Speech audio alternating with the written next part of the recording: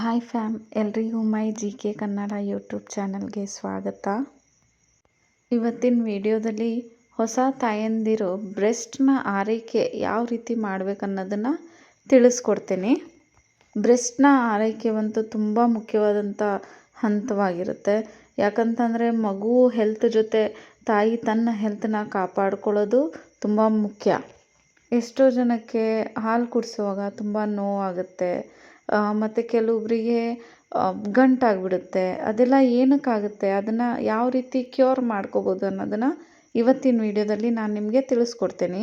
ತುಂಬ ಜನಕ್ಕೆ breast pain ಏನಕ್ಕೆ ಕಾಣಿಸ್ಕೊಳ್ಳುತ್ತಂದರೆ ಮಗುವಿನ ಲ್ಯಾಚಿಂಗ್ ಪೊಸಿಷನ್ ಏನಿರುತ್ತೆ ಅದ್ರ ಮೇಲೆ ಡಿಪೆಂಡ್ ಆಗುತ್ತೆ.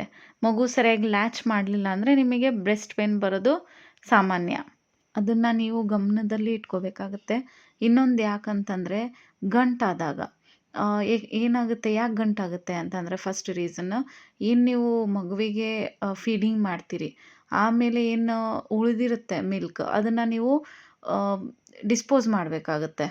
ಮೊದಲೆಲ್ಲ ಏನು ಮಾಡ್ತಿದ್ರು, ಕೈಯಿಂದ ಹಿಂಡಿ ಡಿಸ್ಪೋಸ್ ಮಾಡ್ತಿದ್ರು. ಏನು ಉಳಿದಿರುತ್ತೆ ಅದನ್ನು ಮಾಡಿದರೆ ಏನಾಗುತ್ತೆ, ಮಗುಗೆ ಮತ್ತೆ ಹೊಸ ಹಾಲು ಉತ್ಪತ್ತಿ ಆಗೋದ್ರಿಂದ ನಿಮಗೂ ಪೇನ್ ಬರಲ್ಲ ಮತ್ತು ಮಗುವಿಗೂ ಕಷ್ಟ ಆಗಲ್ಲ. ಸೊ ಇದನ್ನು ನೀವು ಗಮನದಲ್ಲಿ ಇಟ್ಕೋಬೇಕಾಗುತ್ತೆ. ನೀವು ಏನು ಉಳಿದಿರೋ ಹಾಲನ್ನು ಡಿಸ್ಪೋಸ್ ಮಾಡಬೇಕಂತಂದರೆ ನೀವೇನು ಮಾಡ್ಬೋದು, ಬ್ರೆಸ್ಟ್ ಪಂಪ್ನ ಯೂಸ್ ಮಾಡ್ಬೋದು. ನಾನಂತೂ ಅದನ್ನೇ ಯೂಸ್ ಮಾಡಿದೆ. ಎಲೆಕ್ಟ್ರಿಕ್ ಯೂಸ್ ಮಾಡಿಲ್ಲ, ನಾನು ನಾರ್ಮಲಾಗಿ ಬರುತ್ತಲ್ಲ ಅದನ್ನೇ ಯೂಸ್ ಮಾಡಿ ಡಿಸ್ಪೋಸ್ ಮಾಡ್ತಿದ್ದೆ. ಆವಾಗ ನಮಗೆ ತುಂಬ ಪೇನೂ ಆಗಲ್ಲ. ಈಸಿಯಾಗಿ ಏನು ಮಗು ಏನು ಹಾಲು ಕುಡಿಯುತ್ತಲ್ಲ ಅಷ್ಟು ಪೇನ್ ಆಗಲ್ಲ ನಮಗೆ. ತುಂಬ ಈಸಿಯಾಗಿ ಅದನ್ನು ನಾವು ಯೂಸ್ ಮಾಡ್ಬೋದು. ನೀವು ಒಂದು ಸಲ ಟ್ರೈ ಮಾಡ್ಬೋದು. ನಾನು ಲವ್ ಲ್ಯಾಪ್ ಅವ್ರದ್ದು ಬ್ರೆಸ್ಟ್ ಪಂಪ್ನ ಯೂಸ್ ಮಾಡಿದ್ದೆ. ನೀವು ಬೇಕಿದ್ರೆ ಟ್ರೈ ಮಾಡಿ ನೋಡಿ. ಈ ಗಂಟು ಕರಗಬೇಕಂತಂದರೆ ಏನು ಮಾಡಬೇಕು, ಯೂಶ್ವಲಾಗಿ ಏನು ಮಾಡಿ, ಆಯಿಲ್ ಇರುತ್ತೆ. ಬೆಸ್ಟ್ ಆಪ್ಷನ್ ಅಂದರೆ ಕೊಕೊನಟ್ ಆಯಿಲ್. ನೀವೇನು ಮಾಡ್ಬೋದು, ಕೊಬ್ಬರಿ ಎಣ್ಣೆನ ಯೂಸ್ ಮಾಡಿ ಅದನ್ನು ಚೆನ್ನಾಗಿ ಮಸಾಜ್ ಮಾಡ್ಕೋಬೋದು ನಿಮ್ಮ ಎದೆಗೆ. ಸೊ ಆವಾಗಲೂ ನಿಮಗೆ ರಿಲೀಫ್ ಸಿಗುತ್ತೆ. ನಿಮ್ಮ ಬ್ರೆಸ್ಟ್ನ ಆದಷ್ಟು ಡ್ರೈ ಆ್ಯಂಡ್ ಕ್ಲೀನ್ ಇಡಿ. ಅಂದರೆ ಈಗ ಬಿಫೋರ್ ಫೀಡಿಂಗ್ ಆಗಿರಲಿ, ಆಫ್ಟರ್ ಫೀಡಿಂಗ್ ಆಗಿರಲಿ, ನೀವೇನು ಮಾಡಬೇಕು, ಕೇರ್ ತೊಗೋಬೇಕಾಗುತ್ತೆ.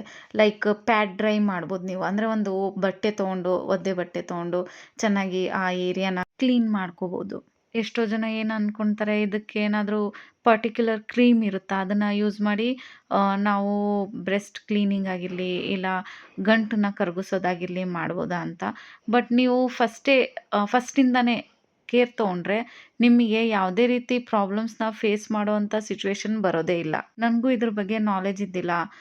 ಏನಾಗಿತ್ತು, ಒಂದು ಸಲ ನನಗೆ ಬ್ರೆಸ್ಟ್ ಎಲ್ಲ ತುಂಬ ಕಲ್ಲು ಥರ ಆಗಿ ತುಂಬ ಗಟ್ಟಿಯಾಗಿಬಿಟ್ಟಿತ್ತು ಮತ್ತು ಚಳಿ ಜ್ವರ ಬಂದುಬಿಟ್ಟಿತ್ತು.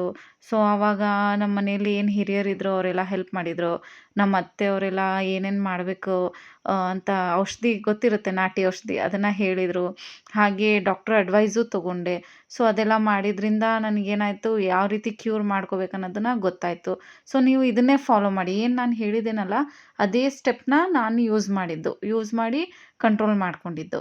ಇನ್ನು ಹಾಲು ಜಾಸ್ತಿ ಇರ್ತಕ್ಕಂಥ ತಾಯಂದಿರಿಗೆ ಏನಾಗುತ್ತಂದರೆ ಹಾಗೆ ಸೋರ್ತಾನೇ ಇರುತ್ತೆ, ಬಟ್ಟೆ ಎಲ್ಲ ಆಗಿಬಿಡುತ್ತೆ, ಒದ್ದೆ ಆಗಿಬಿಡುತ್ತೆ. ಸೊ ಈ ಥರ ಎಲ್ಲ ಪ್ರಾಬ್ಲಮ್ ಆಗುತ್ತೆ. ಆವಾಗ ನೀವೇನು ಮಾಡ್ಬೋದು, ಮನೇಲಿದ್ದಾಗ ನೀವು ಬಟ್ಟೆ ಇಟ್ಕೋಬೋದು. ನೀವೇನಾದರೂ ಇನ್ ಕೇಸ್ ಹೊರಗೆ ಹೋಗೋದಿತ್ತು, ಇಲ್ಲ ನಿಮಗೆ ತುಂಬ ಜಾಸ್ತಿ ಇರಿಟೇಷನ್ ಆಗ್ತಿದೆ ಅಂತಂದರೆ ನೀವು ಡಿಸ್ಪೋಸಿಬಲ್ ಬ್ರೆಸ್ಟ್ ಪ್ಯಾಡ್ಸ್ ಬರುತ್ತೆ, ಅದನ್ನು ಯೂಸ್ ಮಾಡ್ಬೋದು. ಇಲ್ಲ ಅಂತಂದರೆ ರೀವಾಷೇಬಲ್ ಪ್ಯಾಡ್ಸ್ ಬರುತ್ತೆ. ಆನ್ಲೈನಲ್ಲಿ ನೀವು ಸರ್ಚ್ ಮಾಡಿದ್ರೆ ನಿಮಗೆ ಸಿಕ್ಕೇ ಸಿಗುತ್ತೆ. ಸೊ ಅದನ್ನು ನೀವು ಖಂಡಿತವಾಗಿ ಯೂಸ್ ಮಾಡ್ಬೋದು. ಬ್ರೆಸ್ಟ್ ಕೇರ್ ಬಗ್ಗೆ ಅಂತೂ ತಿಳ್ಕೊಂಡ್ರಿ. ಇವಾಗ ನಿಪ್ಪಲ್ ಕೇರ್ ಹೇಗೆ ಮಾಡೋದು. ಕ್ರ್ಯಾಕ್ಡ್ ನಿಪ್ಪಲ್ಸ್ ಅಂತೂ ಎಲ್ಲ ತಾಯಂದಿರು ಫೇಸ್ ಮಾಡೋವಂಥ ಪ್ರಾಬ್ಲಮ್ ಆಗಿರುತ್ತೆ. ಇದಕ್ಕೆಲ್ಲ ಸೊಲ್ಯೂಷನ್ ನಿಮ್ಮ ಕಡೆನೇ ಇರುತ್ತೆ. ಅದನ್ನು ಯಾವ ರೀತಿ ಯೂಸ್ ಮಾಡೋದಂತ ಹೇಳಿ ನಿಮಗೆ ಗೊತ್ತಿರಬೇಕು ಅಷ್ಟೇ. ನಿಪ್ಪಲ್ಸ್ ಕ್ರ್ಯಾಕ್ ಆದಾಗ ಬ್ಲಡ್ ಬರುತ್ತೆ. ಕೆಲವೊಬ್ರಿಗೆ ಏನಾಗುತ್ತೆ, ತುಂಬ ಉರಿತಾ ಇರುತ್ತೆ, ಪೇನ್ ಆಗ್ತಾ ಇರುತ್ತೆ. ನೀವು ಫೀಡ್ ಮಾಡಿದ ಮೇಲೆ ಇಲ್ಲ ಫೀಡ್ ಮಾಡೋಕ್ಕಿಂತ ಮುಂಚೆ ಏನು ಹಾಲಿರುತ್ತೆ ಅದೇ ಹಾಲನ್ನ ನೀವು ಆ್ಯಸ್ ಎ ಮಾಯ್ಶ್ಚರೈಸರ್ ಯೂಸ್ ಮಾಡ್ಬೋದು. ಅದನ್ನೇ ಒಂದು ಸ್ವಲ್ಪ ನಿಪ್ಪಲ್ಲಿಗೆ ಮಸಾಜ್ ಮಾಡೋದ್ರಿಂದ ನಿಮಗೆ ರಿಲೀಫ್ ಸಿಗುತ್ತೆ. ಇನ್ ಕೇಸ್ ನಿಮಗೆ ತುಂಬ ಪೇನ್ ಆಗ್ತಿದೆ, ಹಾಲು ಕುಡ್ಸೋಕ್ಕೆ ಆಗ್ತಾ ಇಲ್ಲ ಮಗುಗೆ ಅಂದರೆ ನೀವು ನಿಪ್ಪಲ್ ಶೀಲ್ಡ್ನ ಯೂಸ್ ಮಾಡ್ಬೋದು. ಅದು ನೀವು ಆನ್ಲೈನಲ್ಲಿ ಸರ್ಚ್ ಮಾಡಿದ್ರೆ ಸಿಕ್ಕೇ ಸಿಗುತ್ತೆ. ನಿಮ್ಮ ಫಿಸಿಷಿಯನ್ ಅಡ್ವೈಸು ನೀವು ತೊಗೋಬೋದು. ಅಂದರೆ ಅವರು ಹೇಳ್ತಾರೆ ನಿಮಗೆ ಯಾವ ರೀತಿ ಎಲ್ಲ ಮಗುಗೆ ಬ್ರೆಸ್ಟ್ ಫೀಡ್ ಮಾಡಬೇಕು, ಹಾಗೆ ನಿಪ್ಪಲ್ ಕೇರ್ ಯಾವ ರೀತಿ ಮಾಡಬೇಕು, ಮತ್ತು ಏನೆಲ್ಲ ಪ್ರಿಕಾಷನ್ಸ್ ತೊಗೋಬೇಕು.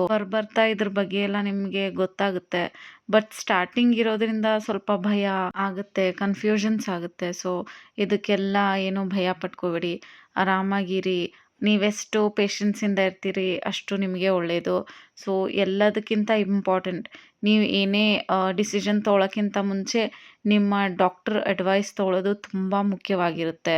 ಇವತ್ತಿನ ವಿಡಿಯೋ ನಾನು ಇಲ್ಲಿಗೆ ಮುಗಿಸ್ತೇನೆ. ನಿಮಗೆಲ್ಲ ನನ್ನ ವಿಡಿಯೋ ಇಷ್ಟ ಆಗಿದ್ರೆ ಲೈಕ್ ಮಾಡಿ, ಶೇರ್ ಮಾಡಿ, ಹಾಗೆ ಸಬ್ಸ್ಕ್ರೈಬ್ ಮಾಡಿ.